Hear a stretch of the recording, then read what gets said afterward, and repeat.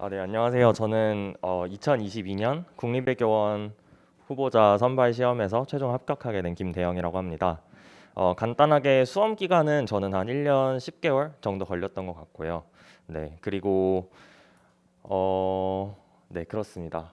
사실 앞에 합격생분이 굉장히 자세히 여러 가지 설명해 주신 것 같아서 저는 바로 외교원 과목의 공부 방법, 수험 전략 관련해서 설명드리도록 하겠습니다. 일단 첫 번째는 외교원 후보자 선발 시험 과목 구성인데요. 저는 맨 처음에 수험 시작할 때부터 이런 다이어그램을 사실 그리고 시작을 했습니다. 1차가 왼쪽이고 2차가 오른쪽인데 1차에서도 보면 언어 논리 상황 판단 자료 해석은 뭔가 하나처럼 묶이는 느낌이 있는데 헌법이 되게 따로 논다는 느낌을 받았고요. 마찬가지로 2차에서도 국제정치학, 국제법, 경제학은 뭔가 전공 과목스러운데 갑자기 외교원 뜬금없이 통합논술이란 게 하나가 나와서 굉장히 뜬금없다는 느낌을 받았어요. 근데 이것은 제가 합격한 뒤에도 변함없이 가지고 있는 생각입니다. 따라서 과목 구성은 1차와 2차 이렇게 좀 대칭적인 면이 있다고 생각을 합니다. 네, 일단 1차 시험 공부법인데요. 저 같은 경우에는 2020년에 전역을 하고 나서 시험 삼아 아니면 약간 공부를 한 채로 1차 시험을 쳤고 21년, 22년에도 다 1차 시험은 합격을 했었습니다. 근데 그 중에서 저는 1차 시험에서 언어 논리 과목이 제일 약했었는데 사실 1차 시험을 공부하는 방법은 두 가지라고 생각합니다. 어차피 평균을 내서 그 합격선만 넘으면 되는 과목이기 때문에 약점을 보완할 수도 있고 자기가 원래 잘하는 거를 더 잘하는 방식으로 할 수도 있습니다. 근데 저는 물론 저의 공부 방법이 정확한 것은 아닐 수도 있겠다만 저는 후자를 택했습니다. 뭔가 약점을 보완하기에는 시간도 너무 걸릴 것 같고 사실 제 약점도 너무 많았기 때문에 이미 잘했던 거를 더 잘하게 만드는 게 낫지 않겠나라는 생각을 하면서 1차 준비를 했던 것 같습니다. 1차 과목 중에서 전 언어 논리가 제일 약했습니다. 그래서 언어 논리는 사실 약간 방어적으로 웬만하면 70점이 되면 좋겠지만 70점이 안 되더라도 차라리 그나마 잘하는 자료 해석이랑 상황 판단의 점수를 올려보자라는 생각으로 했습니다. 왜냐하면 어차피 꽈락은 40점이고 나머지를 잘하게 되면 외교원 평균선 이상을 맞출 수 있기 때문에 그렇게 초점을 맞췄고요. 제가 맨 처음에 써놨던 기출문제 리뷰 스터디 같은 경우에는 다른 것보다도 문제 유형을 파악하는 데 되게 도움이 됐습니다. 물론 강사님들이 기출문제를 뭐 유형별로 나눠서 설명을 해주시긴 하지만 강사님이 해주신 거기 때문에 제가 납득하기엔 솔직히 쉽지가 않습니다. 따라서 4~5명 정도 기출문제 리뷰 스터디를 꾸려서 같이 몇 개년 정도 풀어보면서 유형이 뭐가 있고 자기가 약한 유형이 뭔지 파악하는 데 있어서는 기출문제 리뷰 스터디만큼 도움되는 것이 없다고 생각합니다. 그래서 언어 논리 같은 경우에는 물론 제 약점이었지만 저는 그 중에서도 그나마 그래도 보완은 해야 되니까 어떤 부분을 빨리 올릴까 생각하다가 논증 부분, 논리 퀴즈 부분, 즉 좀 긴 지문을 읽고 해석하는 데는 제가 좀 독해력이 약하다 보니 좀 어려웠고 그래서 논증이랑 논리 퀴즈 부분에 집중을 해서 좀 성적을 올린 데 노력을 했던 것 같습니다.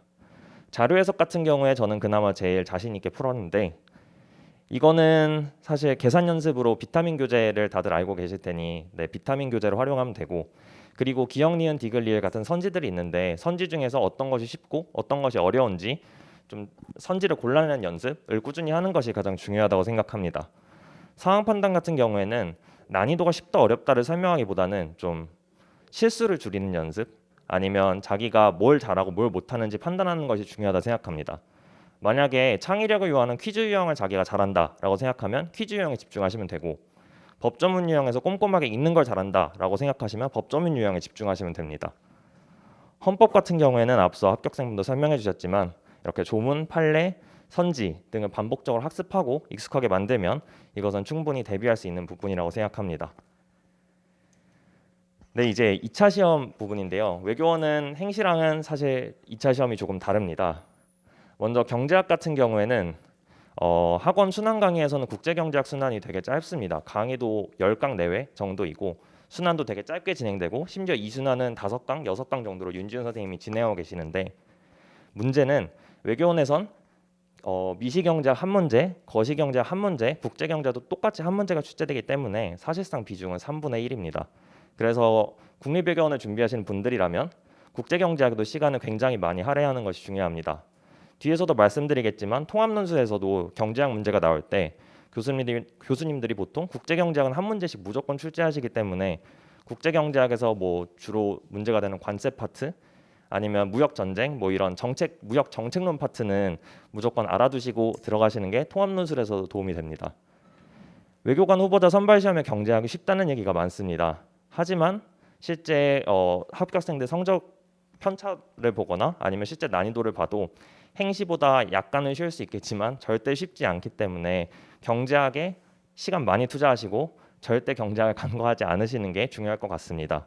저 또한 윤지윤 선생님 경제학 종합반을 수강하면서 되게 단권화도 많이 하고 경제학 실력을 끌어올렸는데 저도 그 부분이 도움이 됐기 때문에 경제학에서 이번에 높은 점수를 받고 합격했다고 생각을 합니다. 경제학 공부는 순환 때만이 아니라 정말 시험 전날까지도 거의 매일매일 해야 된다고 생각을 합니다. 문제는 약간 숨 쉬듯이 매일매일 풀고 문제 풀기가 싫다면 단권화 자료라도 보고 하는 게 좋습니다. 단권화의 필요성이라고 적어놓은 거는 별도의 자료를 만들어도 좋긴 하지만 저는 윤지윤 선생님 마인드 교재로 사실 단권화를 했던 사람이기 때문에 윤지윤 선생님 교재가 단권화 자료 그 자체이지 않을까라고 생각하면서 저는 2차 시험 성균관대에 들어갈 때도 그 마인드 교재를 가지고 들어갔었습니다. 미시경제학 같은 경우에는 이론 정리보다는 문제풀이가 매우 중요합니다. 문제를 정말 많이 푸셔야 됩니다. 같은 문제라도 한 번 풀 때랑 두 번 풀 때랑 느낌이 다르기 때문에 그냥 문제가 익숙해지도록 정말 문제를 생활화해서 푸는 게 중요합니다. 거시경제학 같은 경우에는 문제가 중요하긴 하지만 이론이 사실 문제화된 경우가 굉장히 많기 때문에 이론 정리에 조금 더 치중하시는 게 중요하다고 생각합니다. 국제경제학 같은 경우에는 이론을 정리하면 문제가 풀리는 경우가 매우 많습니다. 국제경제학은 문제 수도 적을 뿐더러 그냥 이론을 그대로 그냥 사례에 적용하는 문제를 만든 경우가 많기 때문에 이렇게 등호 표시로 해놓았습니다. 국제정치학은 외교원 시험에서 매우 난해한 부분입니다. 가장 큰 이유는 정해진 범위가 없습니다. 어디서 어떻게 나올지 모르고 세 문제가 나오는데 무슨 분야에서 나올지는 그 해마다 다르기 때문입니다. 굳이 정리를 해보자면 패러다임이 있고 중범위 이론이 있고 국제 정치 경제 분야가 있고 외교사 부분이 있고 마지막으로 이제 그 국립외교원에서 정리해주는 그런 최신 이슈들까지도 알아둬야 됩니다. 근데 이 중에서 세 문제가 어디서 나올지는 그 해마다 다르고 알 수가 없습니다. 저는 그나마 이 외교학 전공이었기 때문에 수월하게 했지만 수험생분들이 아마 국제정치학에서 아마 많은 고생을 할 거라고 생각하지만 차근차근 준비하는 것이 가장 중요하다고 생각합니다. 이론 정리 같은 경우에는 이제 외교원에서 가장 통용되는 왈츠 이유 같은 필독서들이 굉장히 여러 개가 있습니다. 다 읽으시는 게 좋긴 하지만 효율적인 수험 공부를 위해서 다 읽어야 하나? 라는 의문이 드는 건 사실입니다. 따라서 저 같은 경우에도 활용했지만 윤정신 선생님의 핵심 국제정치학 1, 2, 3, 4라는 필독서가 있는데 그게 사실상 모든 교재 내용을 하나의 교재처럼 정리해 놓은 거기 때문에 그거를 활용해도 저는 무방하다고 생각을 합니다. 만약에 이거를 더 단권화하고 싶으시다면 좋긴 하지만 단기 합격을 위해서는 조금 시간이 걸리지 않을까라는 생각을 합니다. 왜냐하면 국제정치학은 처음 말씀드렸던 대로 범위가 굉장히 모호하기 때문입니다. 국제정치 경제는 국제경제학이랑 비슷합니다. 다만 국제경제학은 그걸 식으로 풀어냈고 국제정치 경제는 그걸 말로 풀어낸 겁니다. 그래서 이것도 마찬가지로 수험서와 필독서를 활용하면 충분하다고 생각합니다. 외교사 분야가 요즘 외교원 준비하는 사람들에게 가장 골머리를 썩히는 분야입니다. 왜냐하면 근 2, 3년부터 한 문제씩 꼬박꼬박 출제가 되고 있는데 외교사가 이제 1600년대부터 냉전 때까지 약 300년의 기간 동안 어떤 사건을 어떻게 낼지 모르기 때문에 이걸 준비하시는 게 굉장히 난해하다고 생각합니다. 근데 저희는 시험을 보는 수험생이기 때문에 아마 어쩔 수 없이 준비해야 될 거라고 생각합니다. 외교사라 해서 절대 겁먹지 마시고 그냥 또 다른 역사 공부를 하신다라고 생각하면 충분할 거라고 생각합니다. 굳이 추천드린다면 교재로는 다들 아시겠지만 국제관계사, 세계외교사를 읽고 연표를 만들거나 아니면 스터디를 꾸려서 정리하시는 게 가장 효율적이라고 생각합니다. 마지막으로 최신 이슈를 정리하는 건데 이거는 명시적으로 묻진 않지만 서론이나 그런 부분에서 답안했을 때 굉장히 중요합니다. 이 외교안보연구소 자료를 활용할 수도 있고 아산정책연구원 자료를 활용할 수도 있고 아니면 평소에 네이버나 이런 걸 보시면서 최근 국제 이슈 기사들을 꾸준히 보시면서 약간 팔로우업 해주는 것이 가장 중요하다고 생각합니다.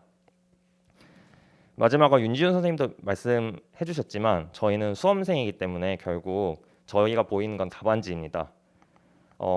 좀 오래 공부하시는 분들 중에 국제정치학 공부에만 너무 치중하시는 분들이 계신다는 생각도 저는 많이 들었었는데, 저희는 답안을 가장 논리적이고 예쁘고 구성 있게 쓰는 것이 중요하기 때문에 본인이 생각하기에 내용이 어느 정도 정리되었다고 생각하면 그 뒤부터는 이 이론을 어떻게 답안에 녹여낼까라고 하는 많은 답안 연습이 필요합니다.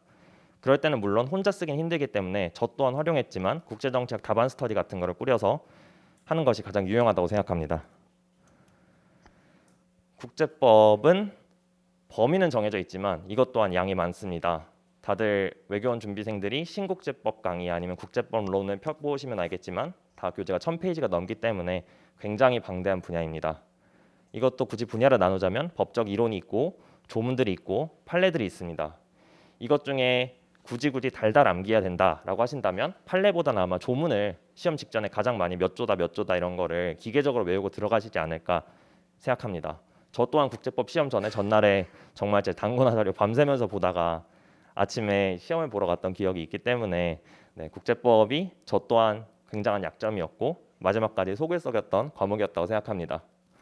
많은 수험생들이 신국제법 강의와 국제법론을 읽는 걸 굉장히 싫어하십니다. 왜냐하면 두께만으로도 압도되기 때문에 읽기가 싫은데, 사실 수험서를 바로 읽기 시작하면 이 국제법의 맥락이 어떤지를 굉장히 알기가 힘들기 때문에 괜히 교수님 교과서들이 있는 것이 아니라고 생각을 합니다. 따라서 여기 계신 이만복 선생님이나 아니면 다른 강사님들이나 강의를 들으시기 전에 무조건 교수님 교과서를 한 번은 읽어보시고 국제법이 어떤 내용이다라고 최소한 책 읽듯이라도 읽는 것을 저는 추천드립니다. 조문 암기는 이것도 혼자 하기는 저는 굉장히 어렵다고 생각을 합니다. 따라서 스터디를 활용하는 것이 가장 중요하다고 생각하고, 행시사랑 같은 곳에 이미 조문 암기 스터디를 구하는 거는 아마 국립외교원 게시판이나 그런 데 많이 올라와 있다고 생각을 합니다. 판례 정말 너무 많습니다. 국제법 판례 너무 많고 지금도 ICJ에 생겨나는 판례가 너무 많기 때문에 이거를 이론적으로 외우는 것은 거의 불가능하고, 그때그때 반복적으로 읽으면서 유명한 판례들이나 반복적으로 드러나는 판례들은 이해하거나 잘 된다면 암기하는 게 가장 중요하다고 생각합니다. 국제법도 마찬가지지만 국제법이 뭐뭐에 대해서 논하시오라고 하는 것이 아니라 실제 케이스를 주고 갑국, 울국, A국, B국 이렇게 등장하면서 케이스에 법 이론이나 논리를 적용하는 것이 굉장히 중요합니다. 아무리 신국제법 강의, 국제법론 내용을 다 알고 외워도 케이스에 어떤 조문을 쓰고 어떤 사례를 적용할지를 쓰지 못하면 점수는 안 나오기 때문에 이것 또한 답안 연습이 굉장히 많이 필요하다고 생각합니다. 기출문제를 활용해도 되고 강사님들 모의고사를 활용해도 충분하다고 생각합니다. 통합논술은 외교원의 가장 큰 맹점이자 여태까지도 약간 암흑으로 남아있는 부분이라고 생각을 합니다. 통합논술을 흔히 경제학, 국제정치학, 국제법을 단순히 합친 거라고 생각을 하시는데 그것은 사실 아닙니다. 왜냐하면 통합논술은 일단 1, 2가 있고, 물론 이제 2025년 이후에는 하나로 통합된다고는 하지만 아직까지는 1, 2가 있고, 이걸 하루 동안 보기 때문에 오전에 하나, 오후에 하나를 보기 때문에 체력 소모가 정말 엄청나고 머리를 정말 다각적으로 써야 돼서 점심시간에도 도대체 내가 뭘 공부해야 되나? 라는 의문이 들 정도의 그런 과목이라서 외교원 진입에 가장 겁을 많이 내시고 공부에 가장 겁을 많이 내시는 부분이라고 생각을 합니다. 결론적으로 일단 경제학, 국제정치학, 국제법을 단순히 합친 것은 아니고 하나의 글, 논리적인 글처럼 서론, 본론, 결론 나눠서 목차 구성해서 녹여내야 진정한 통합 논술이라고 생각을 합니다. 흔히 주제 예측을 하시는 분들이 많습니다. 예를 들면 올해 우크라이나 전쟁이 굉장히 핫한 주제이니 우크라이나 전쟁이 나올 것이다 라고 모든 분들이 예측했지만 2022년에는 그거와 관련된 주제는 단 한 개도 출제되지 않았습니다. 저는 주제를 예측하느라 시간을 보낼 바에야 이 국제정치학, 경제학, 국제법 세 분야 중에 자기가 자신 있는 분야를 조금 더 공부하시는데 시간을 할애하는 것이 효율적이지 않을까 생각합니다. 왜냐하면 세상의 주제는 너무나 많고 교수님들은 그중에 저희 수험생들이 좀 미숙하거나 잘 알지 못하는 주제를 일부러 출제하셔서 저희에게 어려움을 주시는 경우가 많기 때문에 그렇습니다. 통합논술은 학원의 순환 강의로는 커버되지가 않습니다. 그리고 순환 강의 내 커리큘럼으로는 사실 잘 존재하지가 않기 때문에 스터디를 활용하는 것이 가장 효율적이라고 생각합니다. 통합논술에서 가장 참고하기 좋은 자료는 2013년 국립외교원이 생긴 뒤부터 지금까지 존재하는 기출문제들입니다. 벌써 한 20개 정도가 쌓였고 그것만 풀어보는데도 정말 한 달 넘게 걸리기 때문에 그 기출문제 같이 풀어보고 수험생들끼리 답안을 돌려보고 어떤 부분을 잘하고 어떤 부분이 부족한지를 서로 피드백해주는 것이 가장 중요하다고 생각합니다. 그리고 마지막으로 자신이 강점을 가진 문항에 집중하라는 것은 사실 통합논술은 이 세 과목을 적절히 뭉쳐놓고 합쳐놓은 거기 때문에 물론 다 잘하면 좋지만 통합논술은 아직까지도 저희가 왜 이 점수를 받았는지에 대해선 잘 알지 못하는 경우가 많습니다. 현실적으로 세 과목을 다 잘하면 좋지만 자기가 잘하는 두 과목 정도는 만들어주는 것이 좋다고 생각합니다. 저 같은 경우에도 경제학, 국제정치학에 비교적 자신이 있었기 때문에 그 두 과목과 관련된 통합논술 문제가 3분의 2이기 때문에 이 문제만큼은 어떻게든 잘 써서 잘 맞추자. 그리고 국제법 관련된 쟁점이 나왔을 때는 방어적으로 최대한 아는 케이스랑 아는 조문을 써넣어서 제시문이랑 합쳐서 집어넣어 보자 라는 전략으로 통합논술을 준비했던 것 같습니다. 물론 이 또한 수험생들의 강점에 따라 다 다를 거라고 생각을 합니다. 마지막으로 이제 기타 생활습관 및 공부 방법인데 외교원이 사실 행시보다 과목이 적은 듯 보이지만 저는 범위가 더 많다고 생각을 합니다. 그렇기 때문에 오히려 더 불확실합니다. 특히 통합논술 같은 경우에는 정말 저희가 점수가 어떻게 나올지도 모르고 국제정치학 같은 경우에도 어떤 주제가 나올지 모르기 때문에 불확실성이 크지만 절대 끝까지 포기하지 말고 공부하시고 합격할 때까지 노력하셨으면 좋겠습니다. 운동을 말씀드리고 싶은데 제가 초시 때 그러니까 맨 처음에 2021년 대비로 공부를 시작했을 때는 정말 1년 동안 운동을 아예 안 했습니다. 그랬더니 굉장히 2차 시험 직전에 아까도 말했던 번아웃도 정말 심해지고 공부할 의욕도 없어지고 체력도 없어지고 물론 그것이 이 불합격과 연관이 있을진 잘 모르겠지만 저는 개인적으로 그게 실패 요인 중에 하나라고도 생각을 해서 2022년 대비로 준비를 할 때는 일주일에 무조건 2번 이상 3순환 기간에도 무조건 일주일에 1번 이상은 무조건 운동을 하면서 공부를 하는 것을 저는 추천드립니다. 휴식 여부인데요. 아까 합격생분께서는 정말 3순환 때도 열심히 공부하셨고 물론 저도 3순환 때는 그랬지만 저는 1순환, 2순환, 3순환 갈수록 약간 단계적으로 끌어올리는 공부가 가장 중요하다고 생각을 합니다. 저는 시험 직전에는 사실 좀 벼락치기일 수도 있겠지만 정말 하루 빼고는 거의 다 밤새는 느낌으로 정말 시험을 준비했기 때문에 오히려 시험 직전에가 가장 그 페이스를 끌어올리는 중요한 시기라고 생각을 하고 평소에는 휴식을 병행해 주는 것이 중요하다고 생각합니다. 많은 수험생분들이 일요일 날 휴식을 합니다. 저도 일요일 날 휴식을 할 때도 있지만 아닌 날도 있었고 만약에 평일에 휴식을 한다면 일요일 날은 오후나 저녁 시간에는 공부를 하는 그렇게 변칙적으로 스케줄을 가져가는 것도 중요하다고 생각합니다. 왜냐하면 저희가 공부 기계는 아니고 저희도 사람이고 공부를 하기 때문에 일정 정도 스케줄의 변화는 필요하다고 생각을 합니다. 그리고 여러분이 여기에 오신 이유도 똑같겠지만 계획을 세우는 것이 가장 중요하다고 생각합니다. 당장 내일의 계획인 단기 계획도 중요하고 한 달 뒤의 계획인 중기 계획도 중요하고 2023년 또는 2024년 2차 시험 전까지 어떻게 할지에 대한 장기 계획을 세우는 것도 매우 중요하다고 생각합니다. 네, 그래서 멘탈 관리 또한 매우 중요하고요. 마지막으로 다들 종합반에 관심이 있으셔서 온 거기 때문에 저는 종합반의 가장 큰 장점이 동기부여라고 생각을 합니다. 3천만 원이란 동기부여는 일단 저 공부할 때는 없었기 때문에 저는 그 혜택을 누리지 못했지만 수험생들의 가장 큰 동기부여랄까 그런 것 중에 하나가 성공도 있지만 어느 정도의 돈도 있다고 생각을 합니다. 저도 1년 10개월 정도 만에 붙었기 때문에 여러분들도 그 기간 내에 할 수 있다고 생각을 하고 저보다 더 단기로 합격한 올해 저와 같이 들어가는 10기 합격생들도 있기 때문에 그런 거에 대해서는 불확실성을 가지지 말고 열심히 하시길 바라겠습니다. 네, 감사합니다. 혹시 질문 있으시면 질문 받도록 하겠습니다.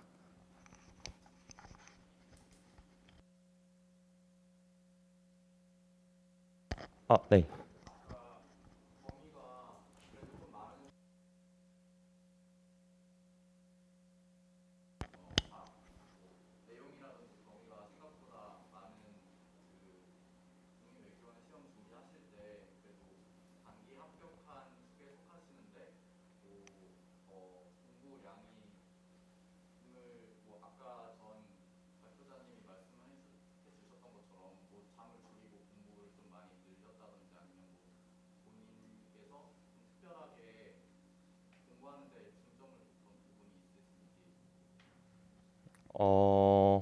중점을 뒀다고 하면 저도 이제 2년 차 들어서면서 좀 초점을 맞춘 부분이긴 하지만 약간 단기적으로 이렇게 장기적으로 좀 끌어올리는 게 가장 중요하다고 생각을 합니다.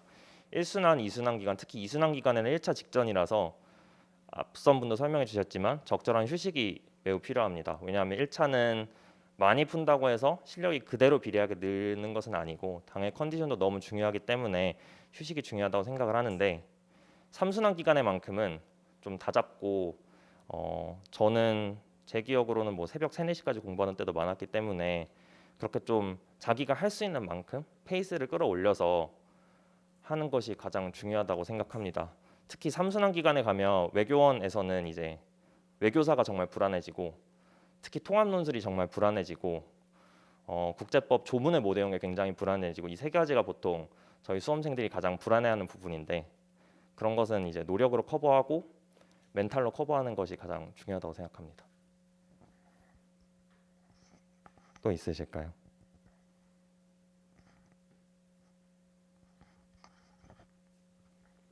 네, 감사합니다.